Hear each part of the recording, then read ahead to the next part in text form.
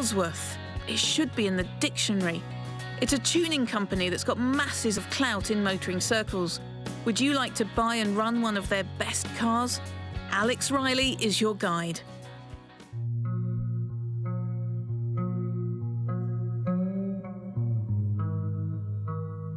Now it's time for a healthy dose of logic. You know, the trouble with a lot of fast cars is that, while they're an absolute riot to drive for about 10 days of the year, the rest of the time they're temperamental, cost a fortune to fix, and on the daily grind they can be an absolute pain in the backside. You know, what you really need is a fast car that's as easy to live with as a Ford, but as much fun as a TVR. I know. What about a Ford?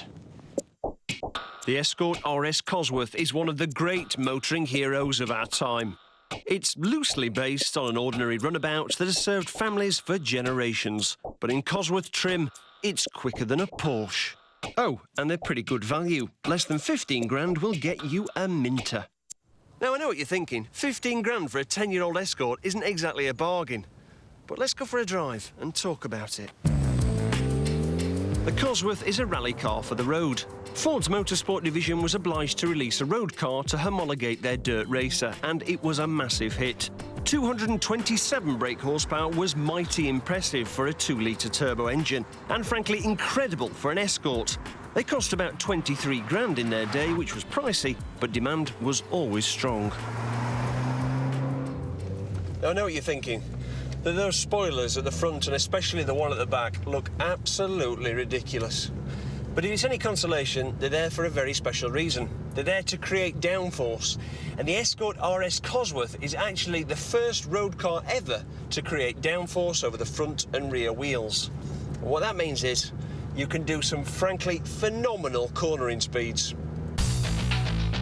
There is turbo lag. That's the time when the turbo is gathering steam before it gives you a shove in the pants. So not much happens until about 3,000 revs. But then it's crazy, all the way up to the red line.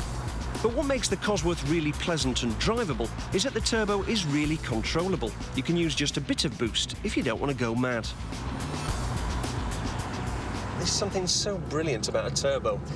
It's the fact that you put your foot down and as the revs climb, you get more and more power coming in a rush. And it just keeps accelerating right through to the red line with this enormous, hairy-chested, grunty performance. It's just a joy to prod your foot down and watch this mother go. Woohoo! There are fat tyres and a rally-bred four-wheel drive system, which moves power to the front or rear wheels, depending on where the grip is strongest. Now, I'm not into hanging it out on every corner, but I know if I did, this car would look after me.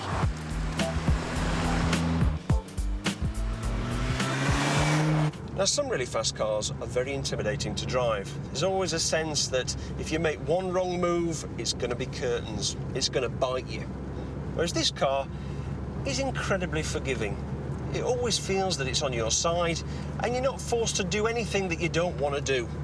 Even your granny could drive it without ever realising that it could do 140 miles an hour. The interior is pretty standard Escort. There are fatter seats and a couple of extra dials in white, but it's not exotic. It's a Ford.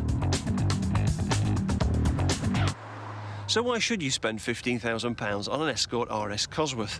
I mean, there are plenty of performance cars around for that kind of money, and let's face it, you might not want that kind of attention. But believe me, 15 grand is a small price to pay for a car with this much ability. Always buy the cleanest, most original car you can find. Cars that have been modified are difficult to price and will never hold their money as well as an original car. And also watch out for accident damage. These cars were very popular with the joyriding fraternity.